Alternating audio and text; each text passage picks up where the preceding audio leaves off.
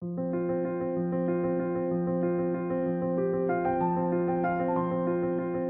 الله الرحمن الرحيم وبه نستعين أمور الدنيا والدين qaybta waxaanu kaga hadlaynaa waxa loo yaqaano NAT oo loo soo gaabiyo ama laga soo gaabiyay Network Address Translation. NAT-ku sidiisaba shaqadiisu waxa weeyaan waa translation. Muxuu translate garayaa public IP address-ka iyo private IP address-ku isku translate garayaa. Meel kale aan ka tuso shirkadaha isgaarsiintu IP bay ku keenaan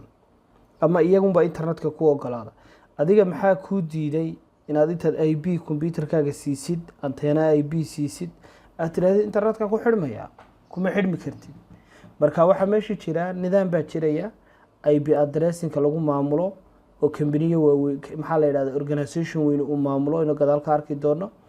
oo loogu talagalay IP addressyada qaarna ay private noqdaan qaarna ay public noqdaan marka aynu marka hore ku horeysiino public and private IP addresses. Okay, private ka intaynan u gudbin public IP address ku waxaanu leenahay used in global in a public network. Public network loogu talagalay oo lagu isticmaalaa. Waa recognized on internet ka laga yaqaan ama laga aqoonsan yahay. Global unique and registered address waa nambaro globally unique way ka yihiin oo public IP address lagu isticmaalay tusaale ahaan India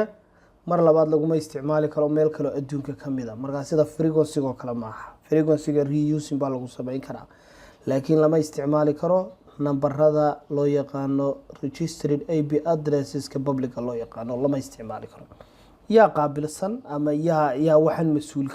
mas'uulka ah organization-ka caanka ah ee loo yaqaano ee loo soo gaabiyo Internet Assigned Numbers Association baa la yiraahdaa waa company weyn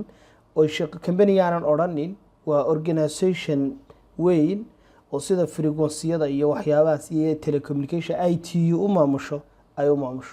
marka regions bay u qaybisa Africa dhinac baa loogu maamulaa IP addressing-kooda oo imka IP-gaaga dad geliso tiraahid halku ka jiro uu ku tilmaamaya ilaa service provider-ka ka isticmaalisid buu ku tilmaamaya marka qoladan loo yaqaano Internet Association-kan shaqadiisu waxa weeyaan inay IP address-da qaybiso marka laba mid bay noqonaysaa pay to service provider-ka bixiya lacagta oo waa laga kireeyaa ama sideedaba wax IP addressing-kan la isticmaalayo waxa loogu talagalay in dadka laga soo qaado dadkuna company-ga siiyo company-gana iyagana waa laga sii qaadaya lacag waayo service fara badan baa dabayaan kaas la yiraahdaa marka public IP addressing private ka hadaynu nimaadno private wax badan buu kaga duwan yahay isaga waxa loo isticmaalaa used in a LAN or within organization dhexdiisa lagu isticmaalaa given by administrators adigoo administrator network-ka ka bixinaya waa unique in the network within network or organization-kaaga dhexdiisu ka jiri karaa waayo mar kasta ala 192.168.something ayaa la isticmaalaa meel kastana uu ka jira marka organization-kaaga dhexdiisu noqon kara waad bedeli kartaa but not recognized internet-ka lagama aqoonsado waa free laakiin waxa weeyaan unregistered IP address waa IP address aan la diiwaan gelin oo aan internet-ka laga aqoonin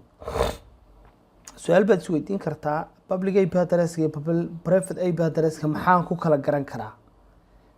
taasayman baan idinka dhigaya idinka IP kasta class-yooyinka oo loo qeymin jiray class A class B class C saddexda